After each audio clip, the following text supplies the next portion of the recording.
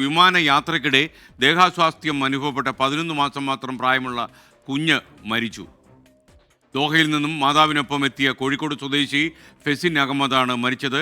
വളരെ സങ്കടകരമായൊരു വാർത്തയാണ് വരുന്നത്. ശ്യാംകുമാർ നമുക്കൊപ്പം ചേരുകയാണ്. ശ്യാം, എന്താണ് ഇതിൻ്റെ കൂടുതൽ വിവരങ്ങൾ?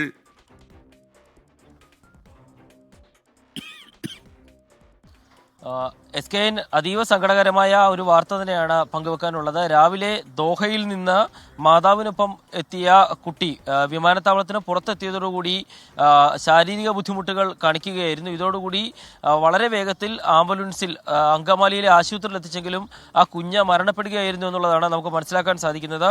കോഴിക്കോട് സ്വദേശിയായ ഫെസിൻ അഹമ്മദ് എന്നുള്ള കുട്ടിയാണ് ഇപ്പോൾ നവജാത ശിശുവാണ് അല്പസമയം മുമ്പ് മരിച്ചിരിക്കുന്നത്. ദോഹയിൽ നിന്ന് എത്തിയതാണ്. വിമാനത്തിൽ വെച്ചും കുട്ടിക്ക് പ്രാഥമിക ചികിത്സ നൽകിയിരുന്നു എന്നുള്ളതാണ് മനസ്സിലാകുന്നത്. എന്താണ് കുട്ടിക്ക് സംഭവിച്ചത് എന്നുള്ളത് ഇനി നടക്കുന്ന പരിശോധനയിൽ മാത്രമേ വ്യക്തമാകൂ. ഏതായാലും ദോഹയിൽ നിന്ന് നാട്ടിലേക്കുള്ള യാത്രക്കിടയിലാണ് ആ കുരുന്നിന് ജീവൻ നഷ്ടമായിരിക്കുന്നത്. Okay, thank you. ശ്യാംകുമാറാണ് വിവരങ്ങൾ നൽകിയത്.